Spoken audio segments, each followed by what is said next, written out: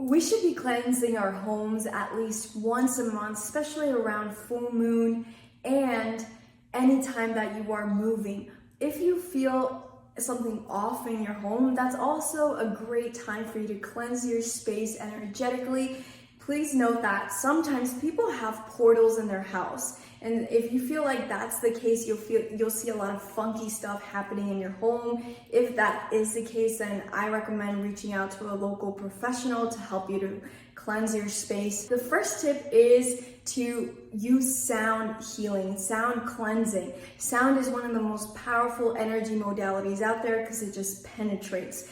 You don't necessarily need instruments, although that is another way to do it, but simply you can play 432 hertz on your speakers. 432 hertz is a frequency that vibrates at Om. Om, you can also chant it. Om allows you to cleanse the energy, but also to harmonize it so that you get both benefits. You can also use crystal singing bowls, gongs, tuning forks, any instrument that you have, even a hang drum. You can use these instruments to cleanse the energy out. You can even clap.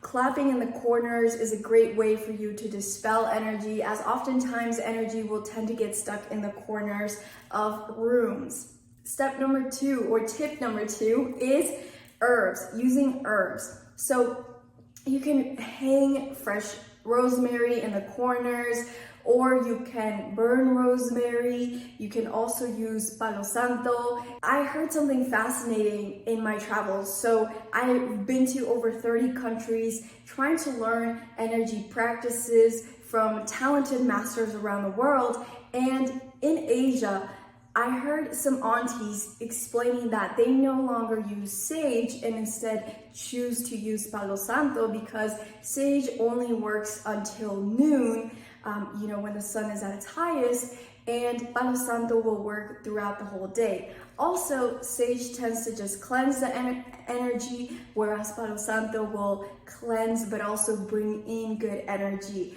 I'm from the Andes, where Palo Santo comes from, so I was sold on Palo Santo. It's my favorite herb to work with, but use whatever herb you want to work with respectfully. Remember, some of these are endangered. You can also use your favorite incense as well. Number 3, you want to make sure that the doors of your home are open, the windows are open, so that that energy can be dispelled and be released outwards, right? Whether you're using sound healing, or sound cleansing, or you're using herbs to cleanse your space. Number 4, you can use energy cleansing. So this is a more advanced technique where you're not actually relying on any tools, which is known as high magic, where you just use your own energy. And alchemy is a wonderful way to cleanse your home this way. If you're interested in learning more about alchemy, you can watch my alchemy workshop in the description of this video. And that's the way I love to cleanse my home, like a deep cleansing. I usually bring in my guide, Goddess Osset, commonly known as Goddess Isis, to help me to cleanse my space, harmonize it, and infuse it with alchemy so the right people are coming to my home. Number 5, you can use salt and limes in the corners of your home to suck up any negative energy or toxic energy in your space. So you're not going to cut the lime open, you're just going to leave the lime in the corners of your home. And you can put salt, you can use a Himalayan salt lamp, that's a great way to decorate your home and also cleanse it. Or you can just put salt in a bowl and leave it in the corners. Or I heard of this way during my travels, and from one of my masters, he explained that when you're moving, like bring a giant bucket of salt, like massive bucket of salt, and put like 4 pounds of salt and put it in the middle of the house to absorb that negative energy there. So play around, see which techniques you like, maybe combine some of the techniques together. And if there is some toxic or negative energy in your space, the lime will be sucked dry, so it'll be looking really wrinkly. Number 6, vinegar. You can use vinegar to discern whether there is toxic energy in your home or not. So what you can do is you can place a cup of vinegar maybe in your room, and make sure you mark the line up to where you filled your cup with vinegar, because you want to leave it for I believe it's 3 to 4 days. And if the vinegar evaporates, then that is a sign that there's some toxic energy there, and then you would go ahead and cleanse your space after that. If the vinegar was not evaporated, then your space was clean. So I think that's a really cool way of like using a barometer to figure out whether the energy in your space is healthy or not.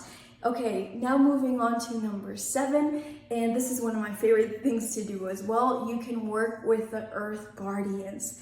So anywhere where you live, there's always going to be protectors, guardians of the land. There's also spirits of the land who may not necessarily be guardians, but they're keepers of the wisdom there. And so you can work with them to help you to cleanse your space and to harmonize. Also, most people forget, but you also have to cleanse the energy below your home. So the earth, the soil that you're on, because you have to understand that many people lived in the homes that we used to. You know, these were once communities perhaps, or schools perhaps. So you want to make sure you cleanse the space there and this is more of an advanced technique, but if you know how to do this safely, help souls transition who may be stuck in these places. And if you don't know how to do that, I recommend like not trying it on your own, because you just want to make sure you're doing it safely and that there's no rub off of energy. Number 8, so you can create a crystal grid. Crystal grids are a wonderful way not just to cleanse your home, but to keep it harmonized.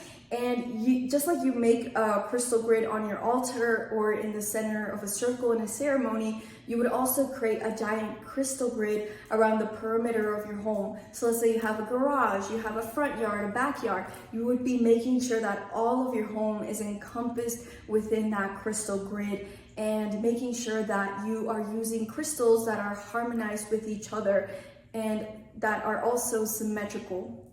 So within crystal grids, it's really important to incorporate symmetry into it. Number 9, okay, cleansing your home. So this is more like not energetic cleansing, but like physical cleansing, which is really good for the feng shui as well. So what you can do is you can get a mop and get a bucket of water, and then put some essential oils, eucalyptus, rosemary, lemon, lavender, and vinegar. So mix this up and then use that to mop your home, or if you want to wipe your walls, wipe your doors, that is a wonderful cleansing solution that you can have. Number 10 is you can get help. So you can invite local monks or any other groups that chant or bless homes. This is what me and my wife did. Back when we lived in Asia, we would invite a monk over, and we would donate food to him and donate resources to the temple, because they don't receive money. And they would chant to cleanse the energy in your home, to protect your home, to bless your home and create harmony within it. So you can reach out to your local temple near you if that resonates with you. Also, at the recording of this video, this is not available. At Golden Age Alchemy, which is this community here, we support local organizations around the world. And one of them is an orphanage in Myanmar. So this is an orphanage, it's a school, and it's a monastery for girls between the ages of 4 and 16. So they have about 160 nuns right now. And what they do is, when you donate to this orphanage, school, and monastery, they will chant for you. So what you can add, they usually chant for health, wellness, success, etc., but you can specifically ask them to chant to bless and cleanse your home. Again, at the recording of this video, this is not currently available because unfortunately there is still a military coup in Myanmar, and they blocked all access to outside finances, so we are not able to donate right now. But maybe check the description of this video for any updates about that. So you're helping yourself and empowering other people around the world. So it's just an incredible cause. Number 11, and you can use plants to cleanse your home. A snake plant is wonderful for that. You can use bamboo to cleanse your space. A lot of plants actually help to detox the air.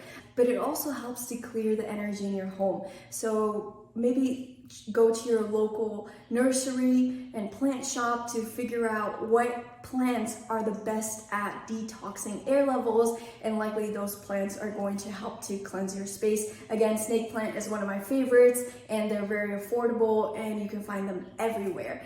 This tip goes along the lines of feng shui. So feng shui is one of the branches of Chinese metaphysics, and in feng shui, they always say that the energy in the home, the qi, has to flow smoothly. So this is not necessarily an energy thing that you do, but you have to keep your place tidy. You have to make sure that there's no flowers becoming rotten. Make sure your place is clean and tidy. Otherwise, that's going to invite toxic energy into your home. So that is a wonderful last tip for you. I hope you enjoyed this video. And one more piece of advice, I would highly recommend that you cleanse your home before and after the equinox and solstice. So the equinox and solstice are some of the most powerful portals that we have here on Earth. And if you work with them by cleansing your home, you're gonna welcome in new, fresh energy to start that new season. So that's a wonderful thing, and I always do that. Let me know what other videos you'd like to see. Maybe I can also record a video about how to bless your house, maybe like when you're moving, and how to bless your house before you move in. Let me know what types of videos you want to see. Thank you for your comments, your likes, and your subscribes, and I will see you in the next video. Much love.